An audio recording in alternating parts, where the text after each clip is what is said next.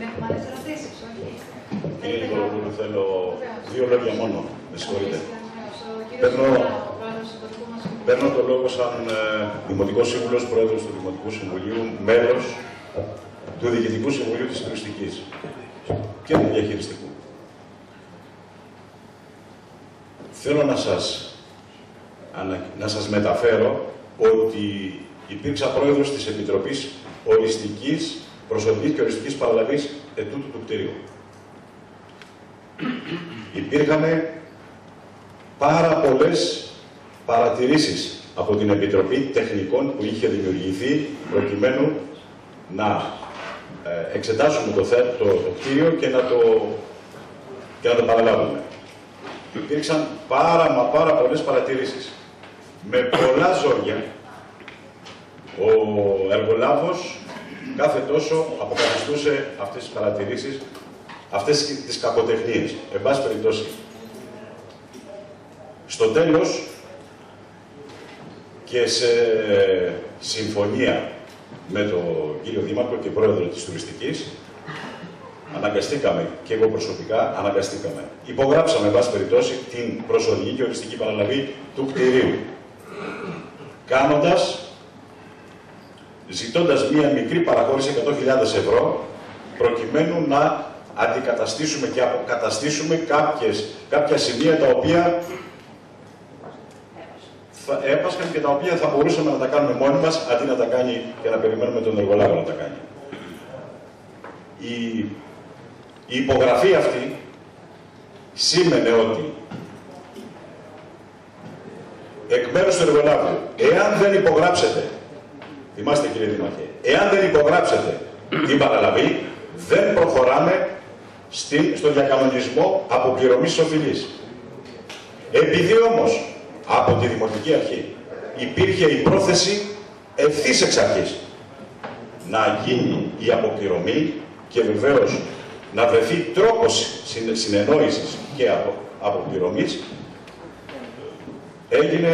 υπεγράφει, εν πάση περιπτώσει, χωρίς αυτό να σημαίνει τίποτα παραπάνω και παραπέρα, υπεγράφει το πρωτόκολλο προσωρινής και οριστικής παραλαβής του κτηρίου. Δεν σημαίνει τίποτα.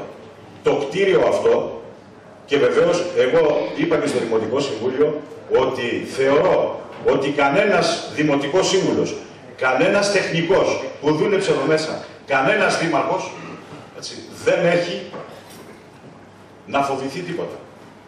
Επειδή όμως, όπως είπε ο κύριος Δήμαρχος, προκληθήκαμε από τον πρώην Δήμαρχο να προχωρήσουμε σε αναλύσεις και σε ελέγχους ποσοτήτων και ποιότητας του κτηρίου, αυτό θα γίνει όπως και να το κάνουμε. Απλώς ήθελα να ξεκαθαρίσω τη θέση μου σαν πρόεδρος της Επιτροπής Παραλαβής του κτηρίου, κύριε Δήμαρχε, αγαπητοί συμπατριώτες, και μία κουβέντα ακόμα. Η ενημέρωση, κύριε Δήμαρχε, είναι ο θεμέλιος λίθος για τη δημιουργία δημοτών οι οποίοι είναι ενημερωμένοι και άρα σωστοί πολίτες. Ο ενημερωμένος πολίτης είναι ο σωστός πολίτης. Χωρίς ενημέρωση δεν μπορείς να είσαι τίποτα. Η ενημέρωση λοιπόν αυτή δημιουργεί προϋποθέσεις οι οποίες λειτουργούν μέσα στην κοινωνία, προϋποθέσεις που δημιουργούν κουβέντα, προβληματισμό, ευαισθησίες. Και όλοι μας ακουμπάμε σε αντικειμενική ενημέρωση, σε σωστή ενημέρωση, και από εκεί και πέρα μπορούμε και καταφέρνουμε το κοινωνικό, το συλλεκτικό κοινωνικό ιστό της κοινωνίας. Λοιπόν, δεν είναι δυνατόν χωρίς πληροφόρηση ο κόσμος να μην έχει, να είναι συσπηρωμένος. Ζητήσατε προηγουμένως, κύριε Δήμαρχε, και νομίζω ότι είναι πολύ σημαντικό, τη συμμετοχή των δημοτών σε όλο αυτό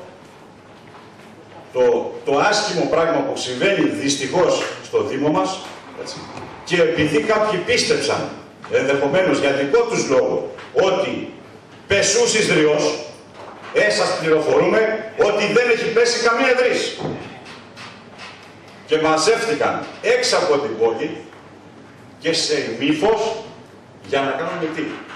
Για να μοιράσουν τα ημάτια. Κάποιοι θεωρούμενοι μεγαλοεκδότες, ψευτοδημοσιογράφοι και κάποιοι επιχειρηματίες, μικροί, μεγάλοι ή δεν ξέρω και εγώ τι άλλο. Λοιπόν, αυτό που εγώ θέλω να επαναλάβω και να υποστηρίξω είναι ότι δεν υπάρχει, κύριοι, δρύς πεσμένοι. Είμαστε όρθιοι και όλος ο Δήμος, όλοι οι δημότες μαζί θα πρέπει να περιφρονήσουμε το συμφέρον και την περιουσία και την ιδιοκτησία του Δήμου. Είναι καθήκον μας, είναι καθήκον απέναντι στα παιδιά μας και στα εγγόνια μας. Είμαστε υποχρεωμένοι να φυλάμε θερμοπύλες. Και εμείς είμαστε οι πρώτοι που φυλάμε αυτές τις θερμοπύλες. Σας ευχαριστώ πολύ.